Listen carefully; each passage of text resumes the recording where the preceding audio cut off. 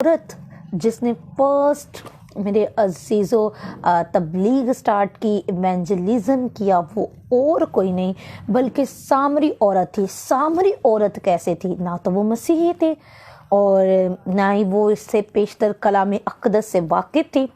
तो फिर सामरी औरत फर्स्ट इवेंजलिज्म वुमेन कैसे करार पाई? वो इस तरह से मेरे अजीज़ों, आप मेरे साथ मिलकर हवाला निकाल सकते हैं।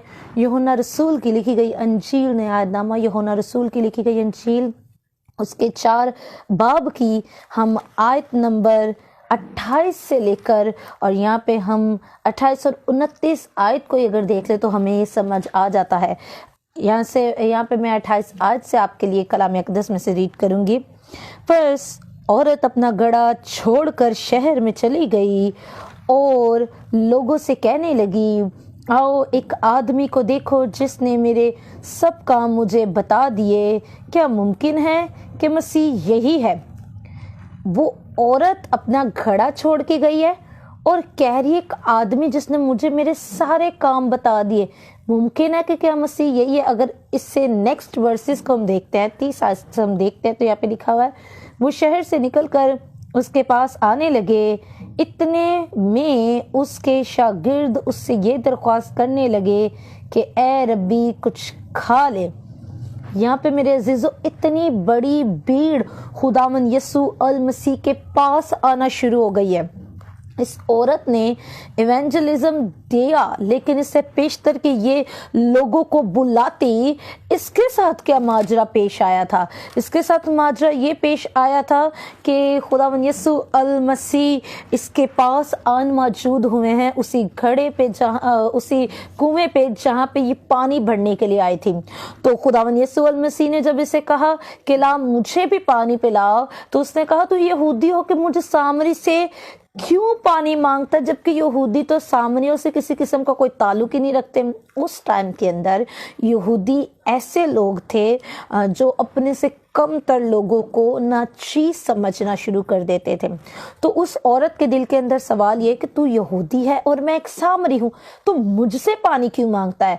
तो यीशु अल मसीह ने उस लेडी को जवाब दिया, अगर तू मुझसे मांगती तो मैं तुझे वो पानी देता हमेशा की जिंदगी का, जिसे पीने के बाद तू कभी प्यासी ना रहती। औरत हैरान है कि ना तो तेरे पास घड़ा है, ना तेरे पास कोई चीज है, तो फिर वो पानी तेरे पास कहाँ है? मुझे तो तेरे पास कुछ भी नजर नहीं आता।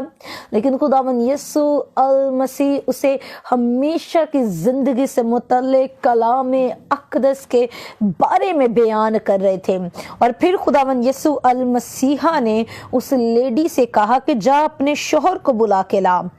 तो उस औरत ने खुदावंद यीशु अल मसीहा से क्या कहा कि मैं तो किसी मर्द को नहीं जानती।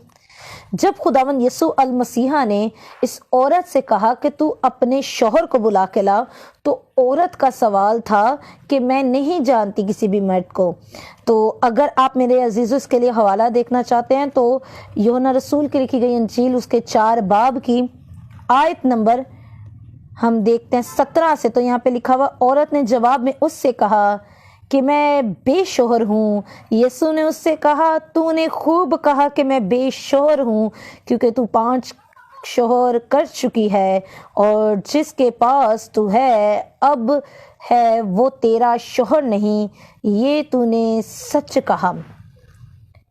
जब खुदावंद यीशु अल मसीह ने उस औरत से कहा कि जा और अपने शोहर को बुला के ला, तो उस औरत ने कहा मैं तो बेशोहर हूँ, मेरा कोई शोहर नहीं है। तो खुदावंद यीशु मसीह ने उसे जवाब क्या दिया कि तू 5 कर चुकी है और अब जिसके पास तू है वो भी असल में तेरा नहीं है। वो औरत हैरान। अगर आप किसी को ऐसी बात बता दें जो आपको लगता हो कि आपके अलावा और कोई जानता ही नहीं है, तो आप तो वो सुनकर फौरन हैरान हो जाते हैं। आप पर ऐसी कैफियत तारी हो जाती है, आप सोच में पड़ जाते हैं कि इस सामने वाले शख्स को ये बात कैसे मालूम हो गई, کیا قوت ہے اس پرسن کے اندر کہ اس نے مجھے وہ بھید کی بات بتا دی، چونکہ خداوند یسوع المسیح جو ہے وہ روح ہے اور روح طے کی باتیں بھی جان لیتا ہے۔ باپ، بیٹے اور روح القدس کا جب ہم ذکر دیکھتے ہیں تو روح القدس کی قدرت جو ہے، کلام اقدس اس کے حق میں کہتا ہے کہ روح طے کی باتیں بھی جان لیتا ہے۔ تو خداوند یسوع المسیح جو ہے وہ روح القدس سے معمور شخص تھے، تو انہوں نے اس لیڈی کے اندر کیا چل رہا تھا وہ بات اس پر ظاہر کر دی، اور ظاہر کرتے ہی وہ عورت گئی اور پورے علاقہ کو اکٹھا کر کے لے آئی۔ آج آپ ہو سکتا ہے پاسبان ہو سکتا ہے آپ کچھ بہت ہی بڑے رتبے پر فائز ہو، آپ بھی اگر اکٹھا کرنے جائیں تو کیا آپ اپنے پورے ایریا کے لوگوں کو اکٹھا کر سکتے ہیں ایٹ اے ٹائم؟ بٹ اس لیڈی نے ایٹ اے ٹائم اپنے پورے علاقے کے لوگوں کو اکٹھا کیا، اور لوگ اس کے پیچھے آئے بھی، کیونکہ اس نے جا کے کہا میری ملاقات آج ایک ایسے شخص کے ساتھ ہوئی جس نے مجھے میرے دل کا احوال بتا دیا۔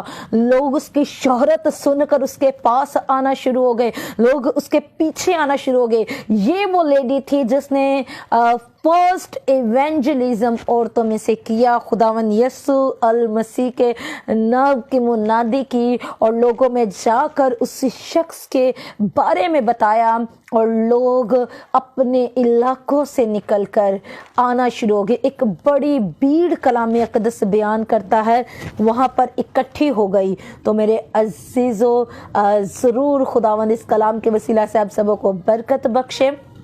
فرسٹ ایونجلزم سامری عورت نے کیا، اور سامری عورت نے اپنے پورے علاقہ کو اکٹھا کیا، اور بہت سارے لوگوں کے لیے یہ باعث برکت ٹھہری، اور بہت سارے لوگوں نے اس کے وسیلہ سے برکت کو ریسیو کیا۔